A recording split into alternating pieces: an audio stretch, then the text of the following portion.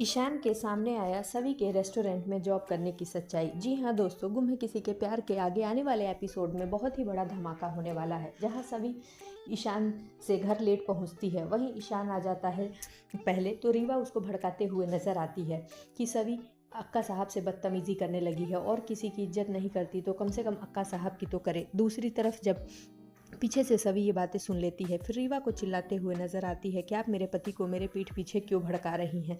लेकिन जब वो कमरे में जाती है तो ईशान उससे पूछता है कि तुम कहाँ गई थी। तभी सभी अपने जॉब के बारे में बता देती है। ये सुन ईशान के होश उड़ जाते हैं।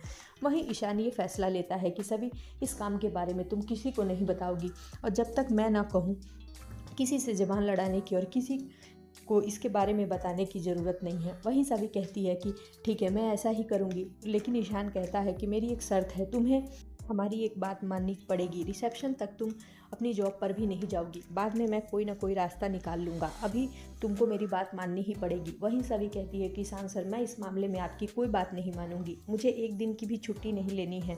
जिस पर ईशान कहता है कि सभी तुम अपनी हदें पार कर रही हो, मैं नहीं बोल रहा हूँ, इसका मतलब ये नहीं कि तुम कुछ भी करोगी। पहले तो तुम अक्का साहब से जबान लड़ा रही हो, उस पर भी मैंने तुम्हारा साथ दिया कि तुम्हारी स्कॉलरशिप रुक गई है, मुझे भी तुम्हारी बहुत टेंशन है, मैं भी तुम्हारे लिए कॉलेज में नोट्स बनाता हूँ कि तुम्हारा कॉलेज मिस ना हो। जिस पर सभी गुस्से में कहती है कि ये सब आप ही की तो वजह से हुआ है, ना आपने मेरे से ज़बरदस्ती मेरी ताई के खातिर ब्याह किया होता और ना ही ये सब मुझे दिन देखना पड़ता।